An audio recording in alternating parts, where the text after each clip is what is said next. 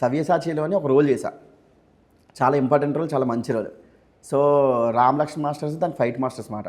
So ఓపెనింగే నవీన్ చంద్రకి నేను వార్నింగ్ ఇస్తాను కాలేజ్లో. అది ఎలాగ ఇస్తానంటే జనాలందరూ మొత్తం అంతా ఉంటారు, నేను అందరినీ పక్కన వెళ్ళి నాగ చైతన్య దగ్గరికి వెళ్ళి ఏంటి ఎక్స్ట్రా చేస్తున్నావు, ఏమనుకుంటున్నావు నువ్వు అని చెప్పేసి కోర్త పగిలిపోతే ఎక్స్ట్రా ఏమనుకుంటున్నాను నన్ను చూసి ఇలా ఓవర్ బిల్డప్ అంత ఇస్తుంటారు. ఇస్తుంటే నాగ చైతన్య అటు చూసి ఇటు చూసి ఏంటి ఇటు ఎక్స్ట్రా చేసి ఒక్క కుదుగుతాడు. అయినా సరే యాటిట్యూడ్ ఫేస్లో అలాగే ఉంచి మళ్ళీ నడుచుకుంటూ వెనక్కి వెళ్ళిపోతారు, పక్కన ఒక మూలకి వెళ్ళి కూర్చొని ఏడుస్తూ ఉంటాను అన్నమాట. సో ఈ సీన్ చాలా బాగా పడింది. నేను నా ఫ్రెండ్స్ అందరూ కూడా షేర్ చేసుకున్నాను, అరే నా సవ్యసాచిలో మంచి రోల్ చేశాను అది ఇది మొత్తం చేసుకున్నాను. తర్వాత కరెక్ట్గా ఒక 2 days ముందు అసిస్టెంట్ డైరెక్టర్ దగ్గర నుంచి ఫోన్ ఏమొచ్చింది అంటే కటింగ్స్ ఎడిటింగ్లో నీది పోయింది బ్రో అన్నమాట.